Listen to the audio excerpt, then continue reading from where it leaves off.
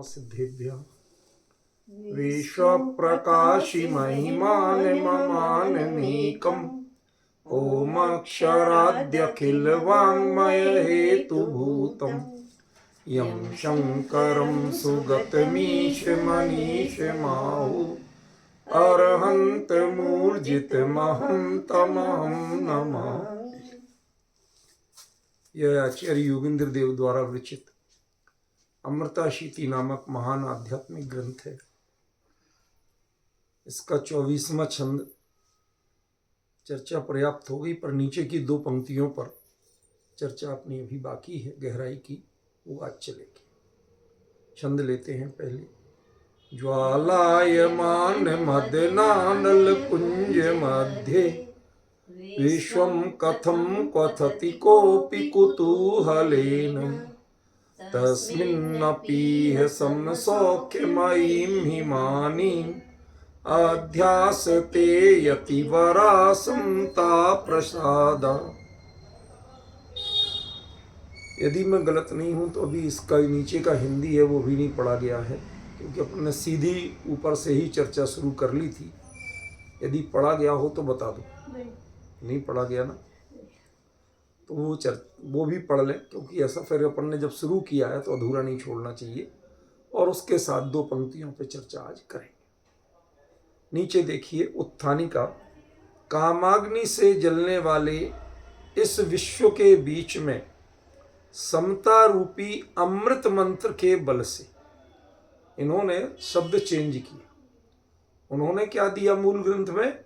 हिमानी, माने चारों ओर आग जल रही है और बीच में हिम शीतल गंगा है।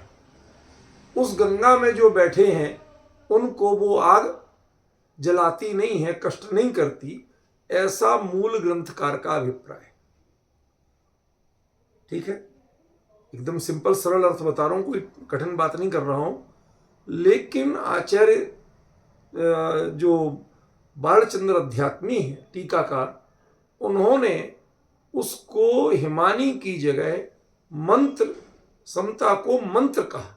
मंत्र के बल से वह मुनिगण शीतलता का अनुभव करते रहेंगे, यह प्रतिपादित करते हैं। एक और खास बात है, करते हैं नहीं, करते रहेंगे। जो जो सच्चे मुनिवर होंगे, दिन पे दिन ये पंचम काल में विषमता बढ़नी है। ज्ञेय के जानने की इच्छा की आग बढ़नी है, धधकनी है, और उसमें सारे लोग को जलना है। उसके बावजूद इसी में टीकाकार के अनुसार समता के मंत्र की आराधना जो करेंगे उन मुनिराजों को कोई कष्ट नहीं होगा, कोई जलन और ताप नहीं लगेगा। ठीक है भाई, बाकी चर्चा अपन कर चुके, अभी तो जो जितना नया है उसको हम हाईलाइट कर रहे हैं। ठीक है, तो ध्यान रखना, किसी नदी में बैठना और आंच अपने को नहीं आना, नदी के बीचों बीच बैठ जाओ। अब दोनों किनारों के जंगल जले तो जलते रहे, पानी थोड़ी जल रहा ना, वो खोल रहा। क्यों कोई बर्तन नहीं है ना, वो तो नदी, ख्याल में। तो वो एक कॉन्सेप्ट अलग है। इन्होंने दूसरा कॉन्सेप्ट लिया, शायद एक कारण से चेंज किया। आप लोग जरा ध्यान से सुनना कि मुनिराज नदी में बैठते नहीं। मेरी बात ख्याल में आ गई? मुनिराज बहते पानी या भरे पानी में कहीं बैठते नहीं। इसलिए शायद इन्होंने एक कॉन्सेप्ट बदला, और वो क्या बदला कि मंत्र के बल से, मंत्र का जहां हो उसके सामर्थ्य से वो सुखी रहें, निराकुल रहें। ये उन्होंने कॉन्सेप्ट दिया कि भाई नदी में क्यों बैठेंगे। दृष्टांतों में कुछ नहीं बिगड़ता। ऐसे तो ये भी कह दें कि मुनिराज मंत्र का प्रयोग नहीं करते। ये दूसरा पक्ष ये भी तो है ना। तो बातें तो बहुत है, बातों का कोई अंत नहीं, कोई लिमिट नहीं। इसलिए बातों के लिए आप जितनी बात करोगे हर एक में कुछ ना कुछ मीन मेख निकल आएगी, कोई ना कोई गड़बड़ी निकल आएगी। कोई भी वाक्य परिपूर्ण नहीं है, परम शुद्ध निश्चय में भी परिपूर्ण नहीं है। क्यों? क्योंकि वो भी विकल्प है। जो सबसे परफेक्ट कथन है वो भी क्या है? या तो भाषा वर्ण है या विकल्प है, इसलिए वो भी परफेक्ट नहीं। तो यही मैं कहना चाहता हूं, जब तक आप चर्चा करेंगे, किसी भी दृष्टांत से, किसी भी रूपक से समझाएंगे, आप ये तय मान के चलना कि वो आपका परफेक्ट हो ही जाएगा, उस पर कोई आपत्ति नहीं आएगी। ये आपकी कल्पना ही है, वास्तविकता नहीं। ठीक है ना? ये तो हमने यहां लिखा नहीं है उन्होंने, ये तो मैंने एक संभावना बताई कि आप भाई, आप नदी के बीच में क्यों नहीं बिठा रहे? अरे भाई, महाराज जी ये नदी में कैसे जाएंगे? मुनिराज तो खरेखर नाव में भी नहीं जाते, पानी में तो नहीं बैठते, नाव में भी नहीं चलते। सच्ची बात यही है। बहुत अपवाद स्वरूप जिनवाणी में कहीं एकाध जगह लिखा मिलता है कि कोई ऐसी विशेष, जैसे किसी मुनिराज की सल्लेख न होने, अब वहां की स्थिति पता चली, वहां कोई निर्यापक नहीं है या कोई देखने वाला नहीं है, तो कोई ऐसी या जिन धर्म पर कोई आपत्ति की और वहां पर साहब नाव से ही पार करनी, तो पता चला कि 50 मील दूर, 100 मील दूर से रास्ता है, नदी तो नदी है ना, तो वो कदाचित थोड़ी देर के लिए नाव से लेकिन पार करेंगे, विहार नहीं करेंगे। मतलब दो चीजों का अंतर समझिए आप। एक ऐसी बहती हुई नदी को ऐसे क्रॉस करना, और एक नदी में बहते चलते हुए जाना, नौका विहार करना। तो वो चल के नदी में रास्ता तब पार नहीं करेंगे, वो अधिकतम करेंगे तो नदी क्रॉस करेंगे। और उसके लिए भी उन्हें प्रतिक्रमण, प्रायश्चित सबके भी प्रावधान है। उसको भी वो राजमार्ग बना के नहीं लेंगे कि साहब शास्त्र में लिखा है, ऐसा नहीं। शास्त्र ने ऐसी छूट कभी नहीं दी। बात समझे कि नहीं समझी? ये बातें आपको प्रसंगवश इसलिए कह देता हूं पवन जी, कि अब लोक में जाएंगे, कहीं बात आएगी और आपने हर चीज पढ़ी नहीं, तो आप लोग चुप रह जाते। वही कहते सब जिनवाणी में लिखा है, मूलाचार में लिखा है, फला में लिखा है, तो आप थोड़े से सहम जाते हो और भाई साहब हम आचार्यों के आगे क्या बोले। तो इस चर्चा का, इस कक्षा का सबसे बड़ा उद्देश्य यही है कि जो प्रकरण आ जाए उसके बारे में मैं आपको तथ्यात्मक रूप से दो टूक उत्तर दूं, निर्भ्रांत उत्तर दूं, कोई दुविधा नहीं। ठीक है ना? ये मेरा मुख्य उद्देश्य।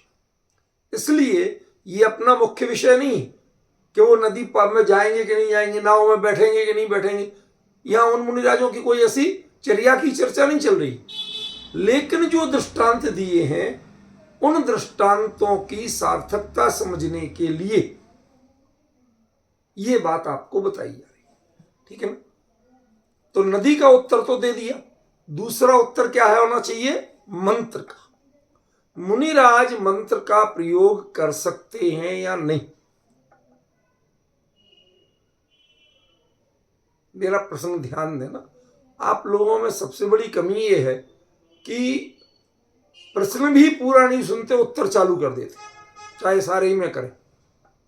प्रश्न पूरा सुनो, मैं प्रश्न का खुलासा करूंगा, कारण मीमांसा करूंगा, बताऊंगा क्यों कह रहा हूं, उसके बाद में सोच समझ के कुछ उत्तर दो तो आपकी गंभीरता लगेगी।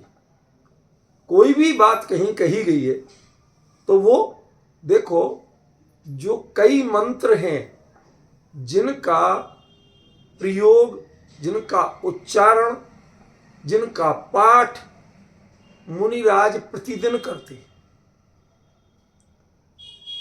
अब आप कहें अभी हाल तो आप कह रहे थे कि मुनिराज मंत्र का, इसीलिए तो मैंने आपको बात छेड़ी है कि जब प्रकरण आया है तो मैं आपको खुलासा करके दूं।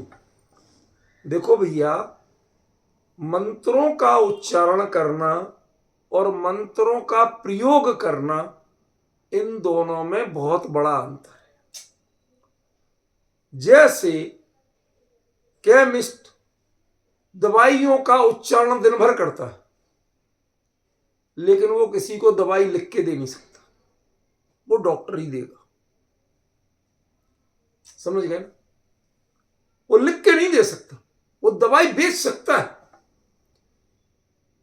उनके छोटे छोटे लड़के हैं, वो नाम लेता है फला सिप्लॉक्स लाना, फला लाना, ढिमका, वो जो बोलता है वो फटाक से उठा के, अरे ये तो बड़े पढ़े लिखे मालूम हो रहे, ये तो धड़ाधड़ अंग्रेजी बोल रहे।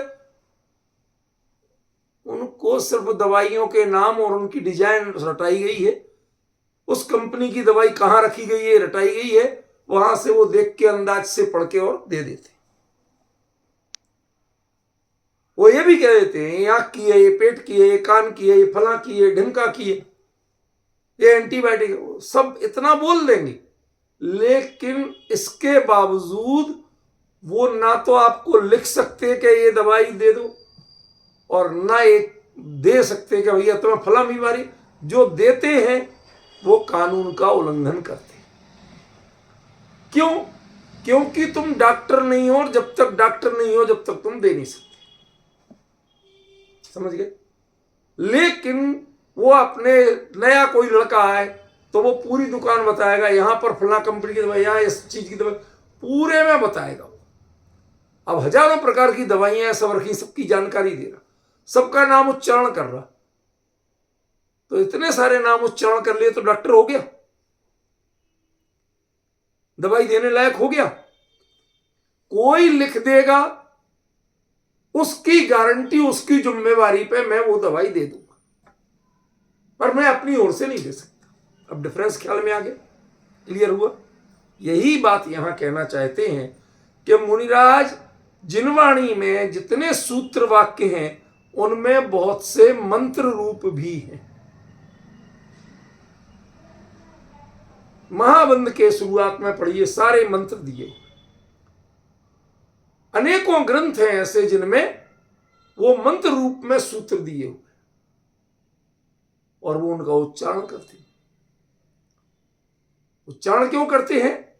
भाई ये जिनवाणी के वचन हैं, इनका ये अर्थ होता है, इसके लिए पढ़ते हैं। ठीक है? हम नमोकार मंत्र रोज पढ़ते हैं, लेकिन नमोकार मंत्र से किसी का इलाज करते हैं? दो बातों में अंतर ख्याल में आ गया। भक्तामर हम रोज पढ़ते हैं, लेकिन मैं कहूं ये छंद ये बीमारी का, ये छंद वो समस्या का, ये मिथ्यात्व हो जाएगा। नमो भक्तामर पढ़ना मिथ्यात्व नहीं। वो छंद जब भक्तामर पूरा पढ़ेंगे तो वो छंद भी तो पढ़ेंगे, और हो सकता है वो समस्या आपके जीवन में हो और कोई समझे कि हाँ भाई साहब ये तो फला चीज से परेशान है इसलिए पढ़ रहे। अरे वो हम भक्तांबर पढ़ रहे हैं, उस समस्या के लिए वो छंद नहीं पढ़ रहे। दो चीजों में अंतर हुआ। यही बात मैं आपको समझाना चाहता हूं कि मुनिराजों को मंत्र पढ़ना, उच्चारण करना, मंत्र का ज्ञान होना ये निषिद्ध नहीं है। क्योंकि जो द्वादशांग का पार्ट होगा, जो आगम का पार्ट होगा, तो जानेंगे, पढ़ेंगे भी, उसमें दोष नहीं है। लेकिन मंत्र का प्रयोग जो हम समझते हैं कि किसी ना किसी इष्ट की प्राप्ति या अनिष्ट के परिहार के लिए किया जाता है, किसी के अहित या किसी के हित के लिए किया जाता है, ऐसे दृष्टि से वो मंत्र का प्रयोग नहीं करेंगे। अब डिफरेंस ख्याल में आ गया? दो चीजों में अंतर ख्याल में आया। उधर नाव का भी बता दिया और इधर इसका। वो किसी दुनिया के उसके लिए नहीं करेंगे। आपने सुना होगा वादिराज मुनिराज, पूरे शरीर में गलित कुष्ठ था, वो कहे आए। अब उन्होंने प्रयोग तो किया, जिस रूप में भी जो भी किया, हम कोई मंत्र नहीं बता रहे उसका, लेकिन जो भी किया उसके बावजूद उन्हें पता था कि ये पर्याय के जो सत्य है उसको नकारना, झुटलाना, ये उचित नहीं है, ये जिन धर्म की मर्यादा नहीं है। इसलिए उन्होंने छोटी उंगली के इस पोर में वो गलत कुष्ठ बचा के बाकी सबको कर भी दिया। क्यों? जिन धर्म की प्रभावना। आपको पता नहीं है, पहले यदि राजा विरुद्ध हो जाए तो पूरा राज्य विरुद्ध चलता था धर्म के। दक्षिण भारत में, कर्नाटक में खास तौर पे ऐसी ऐसी स्थितियां रही हैं कि आप कल्पना नहीं कर सकते। शैव धर्मानुयायी एक वर्ग है, लिंगायत बोलते उसको। लिंगायतों का जब साम्राज्य आया, राजा कौन ने अपने प्रभाव में ले लिया, तो कहते 8-8 हजार मुनियों को, दिगंबर मुनियों को कोल्हू में पिलवा दिया गया। इतना बड़ा धर्म पे संकट आता था, हजारों हजार ताड़पत्री ग्रंथ जलवा दिए, इतना बड़ा संकट आता था, मंदिर तोड़वा दिए गए, इतना संकट आता था। ऐसा हमने पढ़ा सुना है, मैं किसी का साक्षी नहीं हूं, क्यों हमारे सामने तो ऐसा कुछ हुआ नहीं, लेकिन ऐसा पढ़ा सुना है। ठीक है ना? तो जब ऐसा यदि होगा तो उसकी रक्षा के लिए, संघ की रक्षा के लिए विष्णु कुमार मुनिराज ने भी तो रिद्धि का प्रयोग किया था कि नहीं किया था? ठीक है ना? नहीं तो रिद्धि का प्रयोग भी मना, तो उसका वो प्रायश्चित करेंगे। लेकिन कहीं यदि कोई बहुत बड़ी विपरीत स्थिति हो और पूरे धर्म पर, संघ पर यदि बड़ी आपत्ति आई हुई हो, तो उसके निवारण के लिए सीमित मात्रा में उसके सत्य को छुपाए बिना वो प्रयोग करेंगे भी, लेकिन उसका प्रतिक्रमण नहीं, प्रायश्चित करेंगे। अतिचार का प्रतिक्रमण होता है, अनाचार का प्रायश्चित होता है। इसका मतलब ये मुनि धर्म के अनुकूल आचार नहीं है, अनाचार।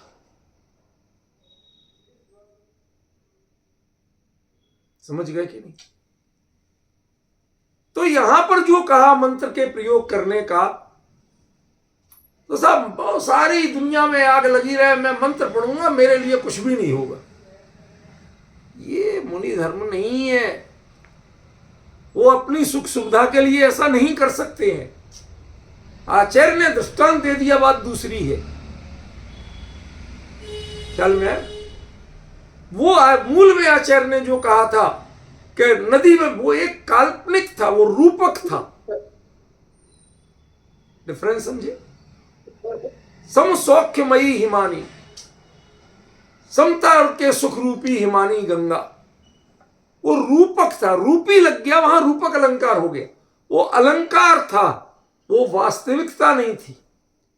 लेकिन यहां पर जो टीकाकार ने लिख दिया, वो मंत्र के बल से उस आग को शांत करना, ये जरा अलग रूप। इसका मतलब है कि मूल ग्रंथकार ने जो प्रयोग किया था वो रूपक होने से उसमें ऐसा दोष नहीं था,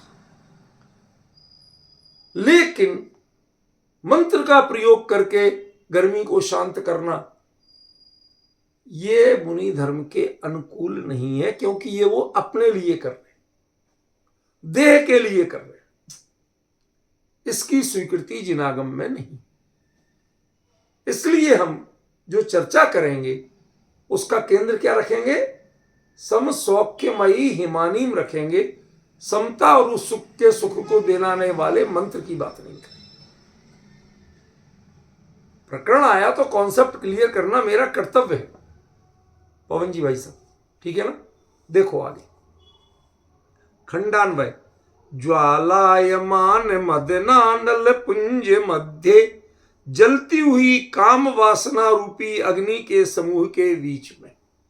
अब ध्यान रखना, यहां शब्द कुछ भी लिखे हों, लेकिन इसका अर्थ क्या है? ये गे के साथ प्रतिकार की भावना, जानने की इच्छा होना और साथ में राग द्वेष की प्रतिक्रिया होना, कोई भी किसी तरह की इच्छा होना, वो उस सब का नाम है काम विकार। यहां कोई पर्टिकुलर इंद्रिय के विषय की बात नहीं, ठीक है ना। काम वासना रूपी अग्नि के समूह के बीच में विश्वम, इस विश्व को, कोपी, कोई महाभयंकर मोह रूपी शत्रु। अब मोह रूपी शत्रु माने चारित्र मोह रूपी शत्रु। कुतूहलेन, कुतूहल पूर्वक, विनोद में, मनोरंजन के लिए। ध्यान रखना, हम मनोरंजन के लिए जितने अपनी दुर्दशा कराते हैं, पाप बांधते हैं, उतना जरूरत के लिए नहीं बांधते। क्यों भाई, सब गलत कह रहा हूं? जरा विचार करना। पहले तो कुतूहल की पूर्ति के लिए, मनोरंजन के लिए, सबसे पहले तो हम शांति का मार्ग छोड़ते हैं, धर्म का मार्ग छोड़ते हैं। ये पहला अपराध। समझ में आ रही बात? ये पहला अपराध है कि उसके लिए आप तत्व चर्चा छोड़े, सामयिक करना छोड़े। अरे कहीं घूमने फिरने जाओगे तो वहां के टाइम के हिसाब से चलना पड़ेगा, आपको कहां फुर्सत के ये सब करो। तो मनोरंजन तो है, लेकिन उससे आत्महित छूटता है, पहला नुकसान। दूसरा, जब आप जाओगे, खान पान की गारंटी नहीं, पहला एक घटनाक्रम। दूसरा घटनाक्रम, अब जब जहां जाओगे, कहीं पानी के खेल हैं, कहीं वनस्पतियां हैं, कहीं अग्नि के खेल हैं। ये जितने देखोगे उनमें कहीं कृत से, कहीं कारित से, कहीं अनुमोदना से पाप बंद होगा ही होगा। समझ गए? इसलिए कौतूहल से भी ये काम, जो जिज्ञासा वृत्ति रखते हैं, हम जानने जाते हैं, ये कौतूहल से भी करने की चीज नहीं। भाई साहब, हम तो जानने गए थे, हमें क्या लेना देना, लेना थोड़ी था। बाजार गए, पूरी दुकान पलटवा दी उसकी साड़ी में, तो टाइम पास कर रहे थे, लेना नहीं था। अरे तुमने उसको कितना कष्ट दिया, ये मुद्दा नहीं है। तुम चाहते, जब तुम्हें कोई काम नहीं था तो उतनी देर सामयिक करते, तत्व चिंतन करते, कोई अच्छा मंगल प्रवचन सुनते। वो सब तो तुम्हें सूझा नहीं, अपने परिणाम में छल लिया। भाई साहब दिखाओ जरा, बढ़िया सी दिखाओ साड़ी, और उसकी दुकान पलटवा दी, और बाद में कहते हमें लेनी नहीं थी, इसलिए नहीं पसंद की हमने। समझ रहे ना? दूसरे को भी कष्ट का कारण, वो भी गालियां दे रहा, और आपको भी छल के पाप के बंध का कारण। इसलिए कुतूहलेन भी ऐसा नहीं करना, ठीक है। कथम, किस प्रकार, कथति, उबाल रहा है। ये उबाल रहा है नहीं, एक्चुअली उबल रहा है, ठीक है। ये जो हमारे लिए ज्ञेय को जानने की लिप्सा रूपी आग है, ये हमें उबाल रही है। तस्मिन, उसमें, अपि माने भी, इह माने यहां पर, सम सौख्यमयीम, समता व सौख्य से युक्त। अब जरा यहां ध्यान देना, यहां पर, इस यहां पर का तो अर्थ कुछ यहां दिया नहीं। यहां पर कहां पर? चित्तौड़ में। हमारे पवन जी कहते हमारे चित्तौड़ में, पड़ोसी है ना इनका। ये तो उसी दिन से कह रहे हमसे, योगेंद्र देव तो हमारे पड़ोसी थे। भीलवाड़ा से चित्तौड़ है कितनी सी दूर, इन्हें तो रिश्ता नाता भी निकाल लिया। अभी गए तो वहां से फोन करके पूछते, यहाँ उनका योगेंद्र देव ने कहां बैठ के लिखा था अमृता सीधी, जरा बताना। भैया वो 8वीं शताब्दी के, 6वीं शताब्दी के, 1400 साल हो गए, मुझे मैं कहां से ढूंढ के बताऊं। लेकिन ये तो हंस की कहने की बात है। मुद्दा क्या था? यहां पर, what is the definition of यहां पर? यहां पर कहां पर? यहां पर माने पंचम काल में भरत भूमि पर। इस यहां में क्षेत्र और काल दोनों शामिल है। काल की उपेक्षा करके अकेले क्षेत्र की व्याख्या नहीं कर सकते आप, लागू नहीं पड़ेगा। पवन जी बात समझ में आई कि नहीं आई? यहां पर का क्या अर्थ होगा? इस पंचम काल में, इस भरत क्षेत्र में। अब क्लियर हो गया? यहां पर कहां? कब तक? जब तक पंचम काल है। ये उन सब के लिए कहा। तस्मिन्नपि समसौख्यमयी हिमानी, ठीक है ना? यहां पर समता और सौख्य से युक्त हिमानी गंगा में ते यतिवरा, वे मुनिगण। ध्यान रखना, मैंने कल संकेत किया था कि यतिवरा का अर्थ मुनिगण नहीं है, लेकिन लिखा हुआ है तो पढ़ेंगे तो वही ना। समता प्रसादात, समता भावना की कृपा से ही अध्यासते विराजमान रहती है। उन्हें विचलित नहीं होना पड़ता, हिलना डुलना नहीं पड़ता, धर्म मार्ग से विचलित नहीं होते, समता के मार्ग से विचलित नहीं होते, समता की आराधना से विचलित नहीं होते। जब सारा जगत दुख के दावानल में दहक रहा है, उबल रहा है, तब भी मुनिराज समता के भाव की आराधना करके एकदम शांत शांत शांत, शीतल शीतल बने रहते। क्या अर्थ हुआ रूपल बहन? कहते आपने जो किया वही नहीं, इसके बाद पूछ रहा हूं क्या अर्थ हुआ। ये विषमता की आग जब जब बढ़ती जाएगी, पंचम काल के अंत तक ऐसे मुनिराज होंगे कि जितनी चाहे जो लोक में विषमता की आग लगी हो, उसमें भी वो समता की आराधना करके शांत शीतल सुखमय बने रहेंगे। सच्चे मुनिराज होंगे, पंचम काल के अंत तक होंगे।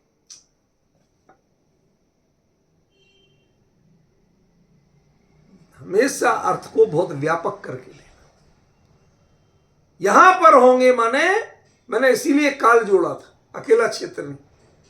इस भरत क्षेत्र में पंचम काल के अंत तक ऐसे मुनिराज होंगे जो समता की आराधना, भावलिंग की साधना करके, चाहे भले वो सैकड़ों सालों में हो कोई, लेकिन ये पंचम काल उन्हें होने से रोक नहीं पाए।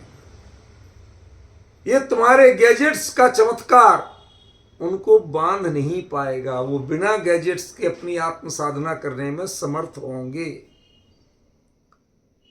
वो जय गुरुदेव वाले चेलों की भीड़ के बिना भी इस धर्म की आराधना, समता की आराधना, सुख की साधना कर सकेंगे। पॉइंट समझ में आया कि नहीं आया? सचिन, देखो हमें समझना तो पड़ेगा, इसलिए मैं हर चीज पढ़ता हूं ताकि आपको क्लियर हो। देखो आगे हिंदी अनुवाद, जलकर भुनते हुए, ये टीकाकार का चमत्कार। ये जो खंडान्वय था, ये तो शब्दार्थ मैंने दिया था, दिया टीकाकार के आधार पर था, पर जो दिया था वो मैंने दिया था, झूठ नहीं कहूंगा। लेकिन अब जो चल रहा है हिंदी अनुवाद, ये टीकाकार का है। उनकी शब्दावली कहां से शुरू हो रही है? जल कर भुनते हुए। जलना और भुनना, इन दोनों में अंतर समझते हो विजय भाई साहब? जलना और भुनना, इन दोनों में अंतर समझते हो क्या? जब तक प्रतीकार के लिए भले ही तड़पते हो, हिलते डुलते हो, चिल्लाते हो, निरुपाय नहीं है, कुछ ना कुछ उपाय जब तक चलता है तब तक जल रहे हैं, और जब उपाय नहीं चलता, निरुपाय पड़े हैं तो भुन रहे। भुट्टा पड़ा पड़ा भुनता है और उंगली उसी समय जलती है। जो जलती है वो प्रतिकार करती है, जो भुनते हैं वो प्रतिकार नहीं करते, वो बचने की कोशिश नहीं करते। पड़े हैं भाई, अब तुम्हें जो करना कर लो। जो कर्म के उदय की चाल में भुनते हैं वो पुरुषार्थ रहित नितांत मिथ्या दृष्टि अज्ञानी जीव।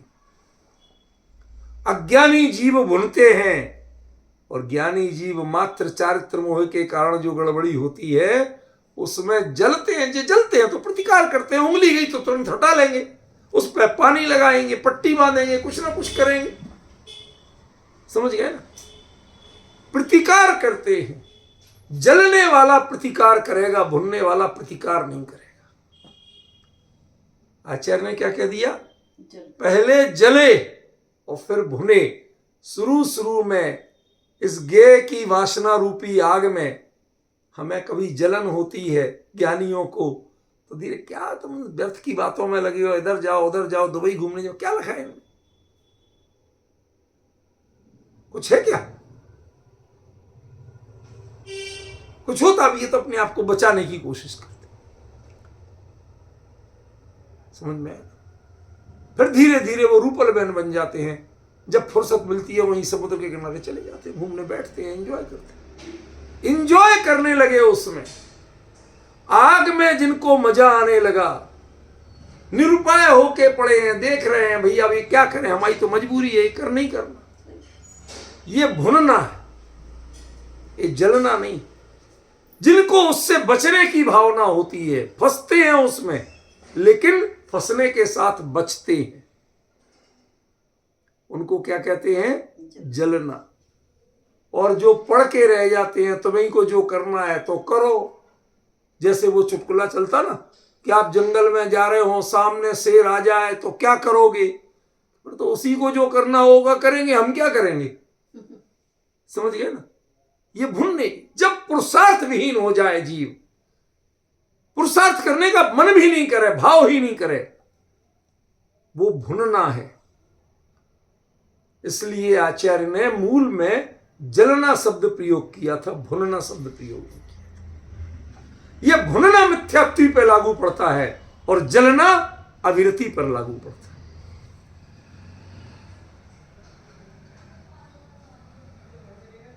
सच बताओ, कभी ऐसे शब्द जब हमें भावनात्मक रूप से उत्तेजित करने वाले कोई बोलते हैं तो हमें शंका भी होती है कि एक शब्द को ज्ञानियों के मूल अभिप्राय से आगे बढ़ा के बोलने में कितना गड़बड़ हो सकता है। विजय भाई साहब, यदि कोई जलने के लिए जलकर भुनना ऐसा लिख दे तो आपको लगता है हाँ यार ये जोरदार व्यक्ति है, क्या जोरदार बात कही, जलकर भुनना। तुम्हें पता ही नहीं है, ज्ञानियों ने यदि अकेला जलना कहा है तो उसके पीछे दूरदृष्टि है। ज्ञानियों के वचनों पर, उनके अभिप्राय पर फोकस करो, वहां केंद्रित रहो, उससे आगे दाएं बाएं भागने की कोशिश मत करो, क्योंकि जिसे जलन लगेगी वो जलने के साथ साथ प्रतिकार करेगा। लेकिन जो जलने के साथ प्रतिकार करने का ना पुरुषार्थ कर पाए, ना कुछ कर पाए, निरुपाय पड़ा रहे, वो भुनेगा। मिथ्या दृष्टि जीव भुनते हैं और सम्यक दृष्टि अवृत्ति जीव जलते हैं। वो भले ही उन्हें जलन का अनुभव करना पड़ता है, लेकिन उसका कुछ ना कुछ प्रतिकार तो करते हैं। विडंबना क्या है विजय जी? बहुत बहुत मजेदार बात कहने वाला हूं आपको, सोच समझ के उत्तर देना। जून की दोपहरिया में रेगिस्तान में चल रहे कोई पेड़ नहीं, बहुत मन कर रहा कि कहीं थोड़ी छाया मिल जाए तो उसमें बैठ जाओ।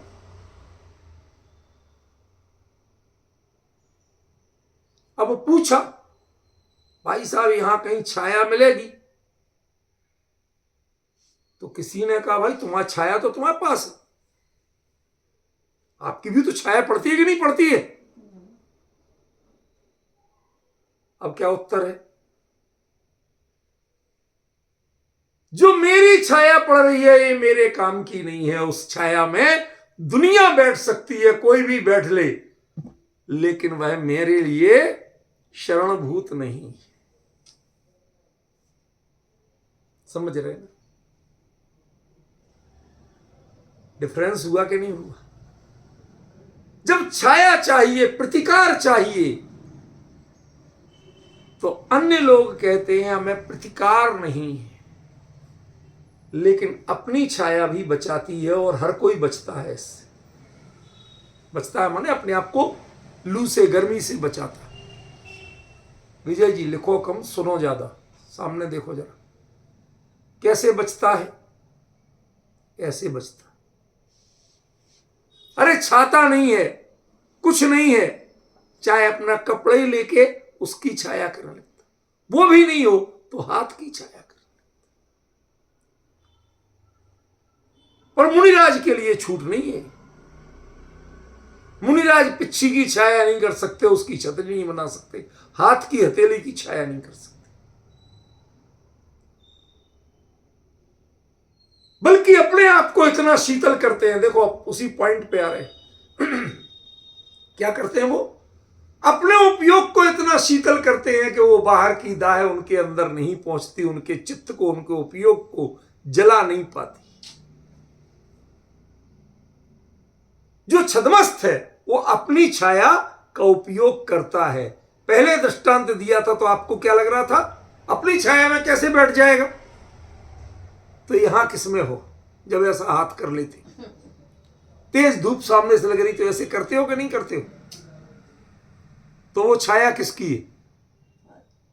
विजय जी कहते कि हमें फंसा दिया, सिर पकड़ लिया। कहते फंसा दिया हमें तो। वो असल में बात दूसरी बता रहे हैं, ये नहीं बता रहे जो मैं कह रहा हूं। वो कह रहे भाई हमारे यहां तो मैदान साफ है, इसको बचाना बहुत जरूरी है, इससे डायरेक्ट अंदर तक जाती। हरियाली नहीं, हरियाली होती तो थोड़ी कम परेशानी होती। कोई बुराई नहीं, किसी पर कमेंट्स नहीं, किसी पर कटाक्ष नहीं, अपना मुद्दा समझो कि आपको अपनी छाया के अलावा कोई शरण नहीं है। और जगत के लोग कहते हैं, बड़े बड़े ज्ञानी भी, कि भाई अपनी छाया में हम कैसे बैठे, हमारी छाया हमें किस काम की।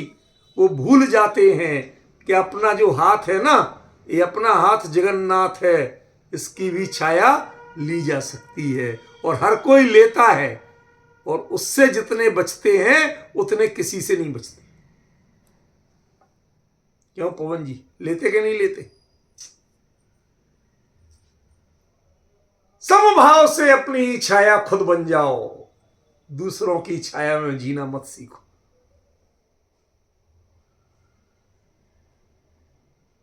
हाथ बढ़ाना माने पुरुषार्थ बढ़ाना।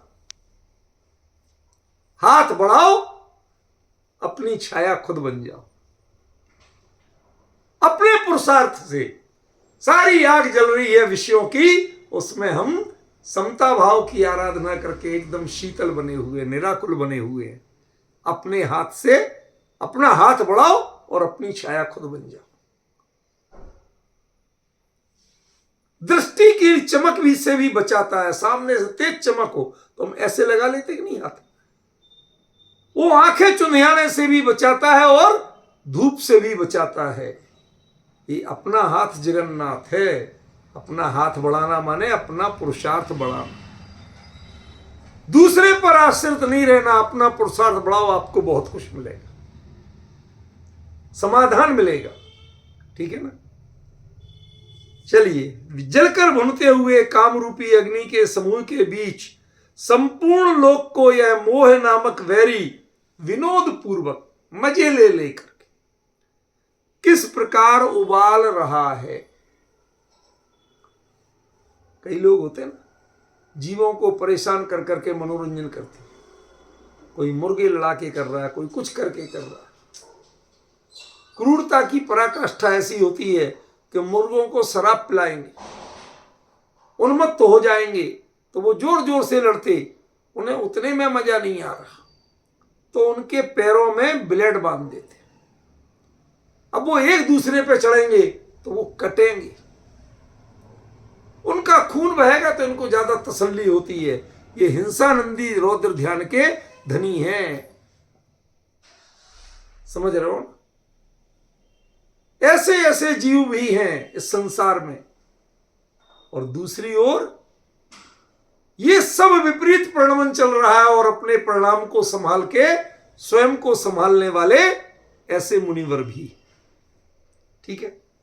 मोह नामक वैरी विनोद पूर्वक किस प्रकार उबाल रहा है, ऐसी पूर्वोक्त उदयागत, शब्द ध्यान देना, टीकाकार ने क्या कहा, उदयागत। किसके उदयागत, के मोह की बात थी, तो चारित्र मोहिनी कर्म के उदय से होने वाली, ये उदयागत माने चारित्र मोहिनी कर्म के उदय से होने वाली जलती हुई कामाग्नि के पुंज के बीच इस कली कलित लोक में, बहुत जो पॉइंट मैं बताना चाहता था वो कली कलित, जिसे कलिकाल कहते हैं, पंचम काल कहते हैं। अन्य मतियों में कलिकाल शब्द का प्रयोग है, कलियुग शब्द का प्रयोग है, और हमारे यहां पंचम काल का प्रयोग है। इस कली कलित लोक में भी, अब ये लोक, कली तो काल का नाम है, तो मैंने कहा था कलियुग, पंचम काल और भरत क्षेत्र, दोनों को जोड़ दो तो यहां का अर्थ हो जाएगा, यही कहा था, कोई बात आ गई। इस कली कलित लोक में भी समता भावना से समुद्भूत सुखमयी गंगा में, देखो टीका में गड़बड़ी नहीं क्यों, उत्थानिका में तो मंत्र कर दिया, पर टीका में ज्यों का त्यों रखा। सुखमयी गंगा में अवगाहन कर समता भावना की कृपा से सभी तपस्वी गण शीतलता में रहते हैं। इन्होंने यति का क्या अर्थ किया बताओ, यति वरा, यति लोग, यति का अर्थ क्या किया, तपस्वी गण। कौन सा तप्त प्रय, अंतरंग के बहिरंग,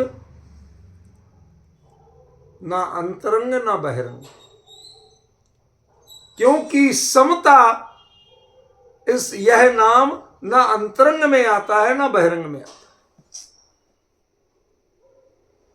अनसन अवमोदरे वृत्ति परिसंख्यान रस परित्याग विमुक्त सिंहासन काय क्लेश, ये 6 हैं बहिरंग तप, ठीक है ना, और सामायिक विस्वर्गवादी ये अंतरंग तप, ध्यान पर्यंत, लेकिन उनमें पर्टिकुलर समता शब्द का प्रयोग नहीं, समझ रहे ना।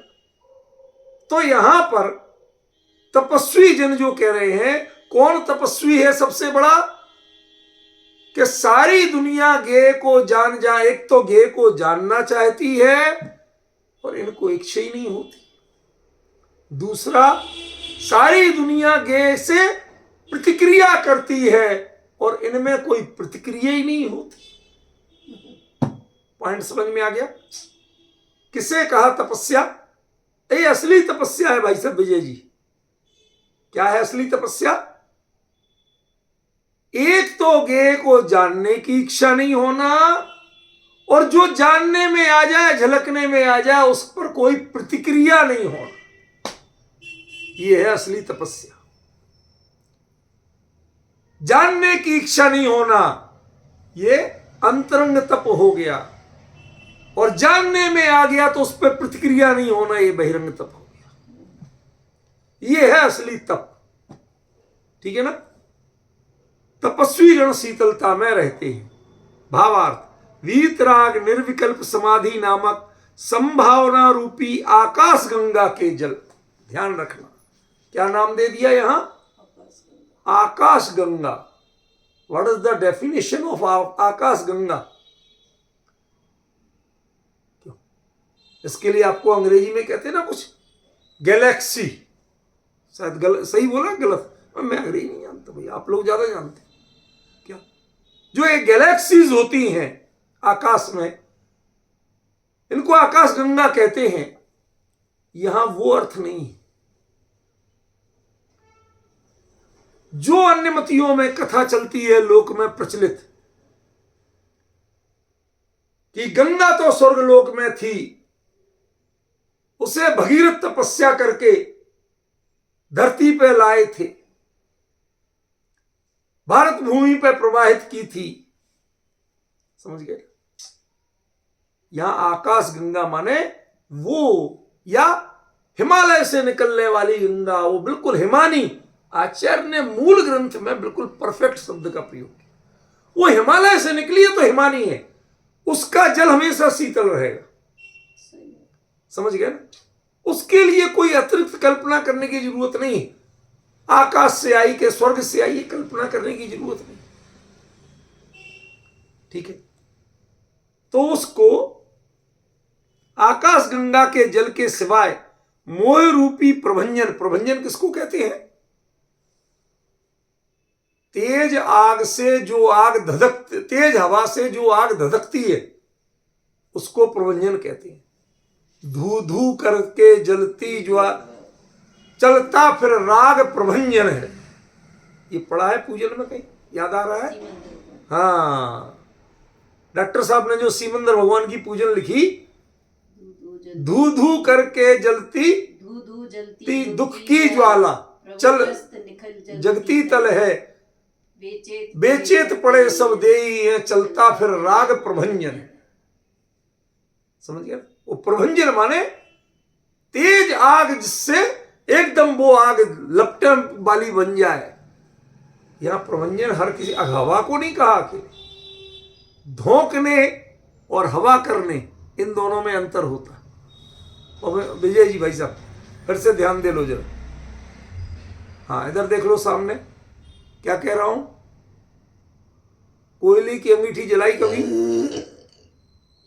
कोयले की अंगीठी, अरे गांव में घर में कभी तो जलाई होगी, जलाई ना सबने? हाँ, ये कहलाता है धोंकना और ये कहलाता है हवा करना। हवा दोनों से होती है, लेकिन ये हवा शीतल करती है और वो हवा धोंकना वो उसको आग बढ़ाती है, ताप बढ़ाती है, ताप कम नहीं करती। प्रभंजन से ताप बढ़ता है और हवा से शीतलता आती। अब डिफरेंस ख्याल में आया पवन जी? क्या अंतर पड़ा? एक एक शब्द में कहां से कहां बात घूम जाती है। शब्द शास्त्र को जानने से भी कई बार बहुत सारे भ्रम निकलते, ठीक है ना? तो ये धोंकना है, ये हवा करना नहीं है, पंखा झलना नहीं है। एक को कहते हैं बीजना और एक को कहते हैं धोंकना। इसको जब हवा ठंडी लगे, ताप दूर हो, तो उसका नाम है बीजना, और ताप उल्टा बढ़े तो उसका नाम है धोंकना। अष्टप्रातिहार में आता है बीजना। बीजना अष्टप्रातिहार में, धोंकना अष्टप्रातिहार में नहीं। इन्होंने बताया विजय जी, अच्छे श्रोता हो तत्वाभ्यासी तो बात में कुछ नयापन भी आता है। क्या बताया? अष्टप्रातिहार में बीजना है, धोंकना नहीं। यदि ऐसी मुद्रा में ले आओगे तो वो अष्टप्रातिहार में नहीं कहलाएगा। लिटा दिया तो अष्टप्रातिहार नहीं है, खड़ा हुआ ऐसे है तो ये अष्टप्रातिहार है। रूपल भाई कभी सोचा था एक जरा जरा सी बात के अंतर से कितना अंतर पड़ता है? कहां वो बीजना अष्टप्रातिहार में पहुंच गया और धोंकना कहते वो कषाय में ज्वाला बढ़ाने वाले कष्टकारी हो गया। समझना पड़ेगा, पहचानना पड़ेगा। देखो, मोह रूपी प्रभंजन से प्रज्वलित अग्नि कभी बुझ नहीं सकेगी, ऐसा तात्पर्य है। समता और उसकी गंगा में बैठने बिना आपको मोह रूपी अग्नि से, इसके ताप से छुटकारा नहीं मिलेगा। देखो, विशेषार्थ ये जो मैंने लिखा था उस समय की बात है, 87-88। प्रस्तुत पद्य में आचार्य ने मोह व काम दो चीजें क्लियर कर दी। मोह राजा और काम अज्ञान रूपी मंत्री की सलाह। सारे विकार।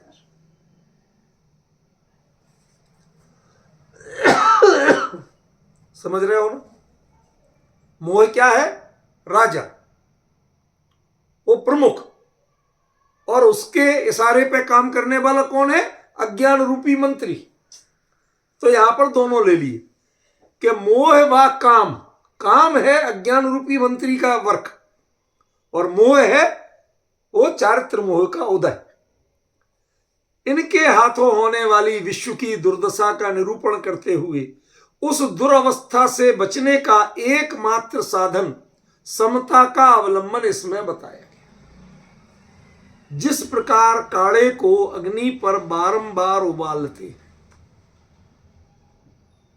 क्या करते हैं, खोला, उसका नाम ही काढ़ा है। काढ़ा को संस्कृत में क्वाथ कहते हैं, और यहां पर क्या दिया, क्वथति।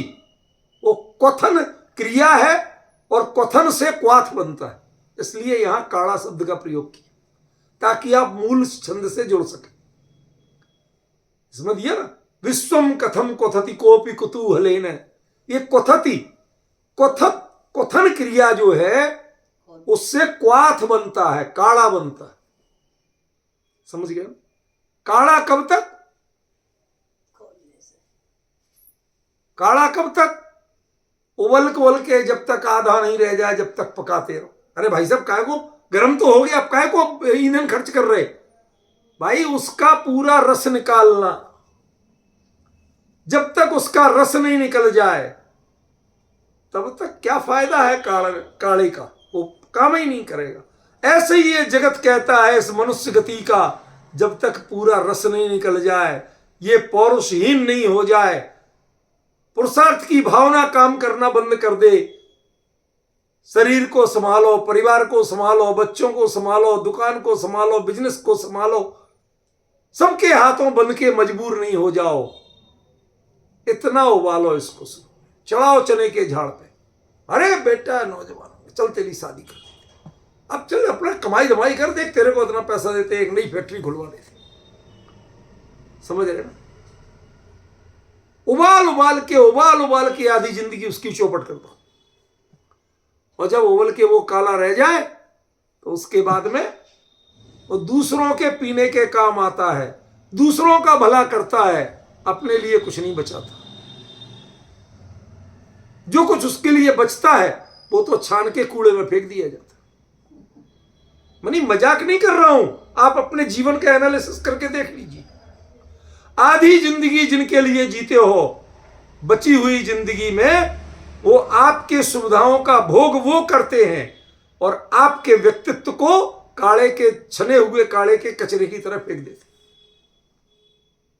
आप उन्हें जब तक काम के लगते हो, जब तक उबाल के आपका यूज कर रहे हैं, और बाद में छान के आपको बाहर फेंक देंगे। आपका जो आपसे मिला वो सब वो रख लेंगे।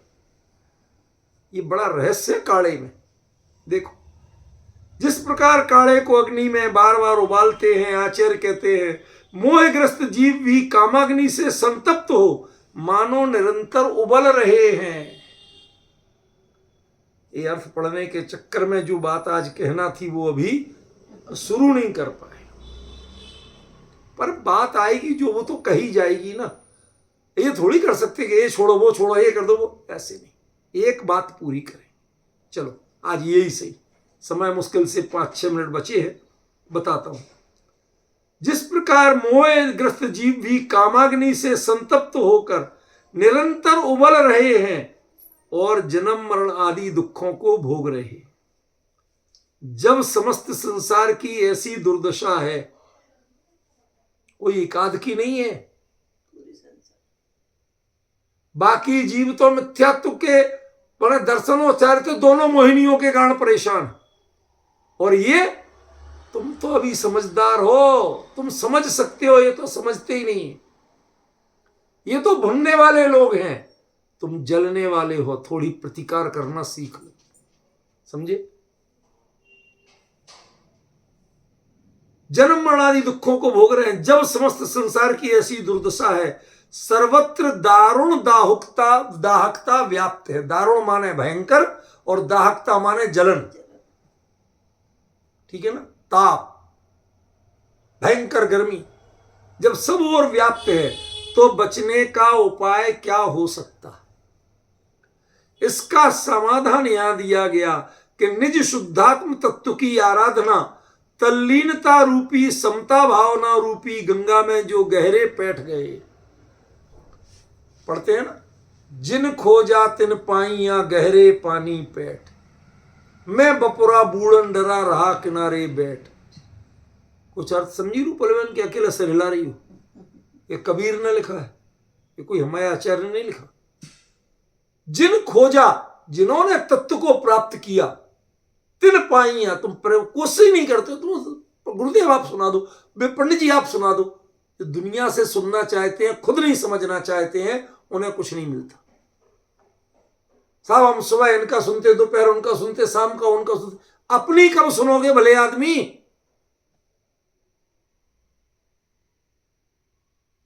ये बड़ा भारी अंतर है।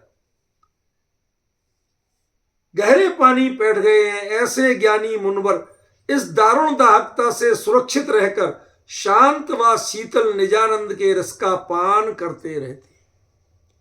संसार यही रहेगा, संसार बदल नहीं जाएगा, संयोग बदल नहीं जाएंगे, तुम्हें स्वभाव के पास जाके अपने आप को बदलना पड़ेगा। समझे उत्तर? संसार की परिस्थितियां दिन पे दिन विकट होने वाली हैं भाई साहब। आप अपने माता पिता की जितनी करते रहे करते हैं। हमने अभी देखा, भाई साहब के पास गया था, बनके बड़े भाई साहब मात्र 2 साल ही बड़े हैं इनसे, लेकिन जैसे अपने बच्चे को रखते हैं, विजय तू ऐसा नहीं करेगा, विजय तुझे समझाया था ये नहीं करना, अरे बेटा तू ऐसा, शब्द हम कोई सुने तो चौंक जाए। वो इतना, ये वो युग बीत गया। आज नई पीढ़ी इस तरह से अनुभव नहीं करती। परिस्थितियां निरंतर बदल रही हैं। उस बदलती हुई परिस्थितियों में भी स्वभाव की साधना जो करेंगे उनके लिए वह वैसा ही फल देगी, उसमें अंतर नहीं आएगा। संसार के संयोगों में, संसार के संस्कारों में अंतर आएगा, स्वभाव की साधना में अंतर नहीं आएगा।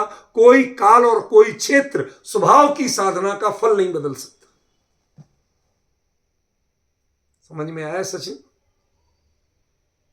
क्षेत्र कैसा है और काल कैसा है, इससे स्वभाव की साधना बदलती नहीं है, ना उसका फल बदलता। देखो, सुरक्षित रहकर शांत व शीतल निजानंद के रस का पान करते रहते हैं, उनके ऊपर मोह का जादू नहीं चलता है। माने वो अज्ञान की नहीं सुनते हैं और ना ही कामाग्नि की लपटें उन्हें छू पाती है। ये गंगा है, गंगा का पाठ बहुत बड़ा होता है, ये कोई नाला नहीं है विजय जी भाई साहब, गंगा है। और इसके बीच में जो बैठ जाएगा, जितनी चाहे किनारे आग जलाते रहो, वो बीच तक उसकी लपटें नहीं पहुंचने वाली, क्योंकि आखिर गंगा गंगा है। समझ गए ना? अतः समता की शरण में जाने की प्रेरणा यहां दी गई है। कवि और पंडित दौलत राम जी ने लिखा है, यह राग आग दहे सदा ताते समामृत से ही। सारी बात वहीं पे आ गई। अब जो मुझे आज बताना था, 3 शब्द, उन पर केंद्रित करके बात सब किसी ने किसी तरह घूम के आई, लेकिन पर्टिकुलर फोकस करके ये समय आज का पूरा हो गया और उनको मैं शुरू नहीं कर पाया। अगली चर्चा में उनको जरूर करूंगा। आज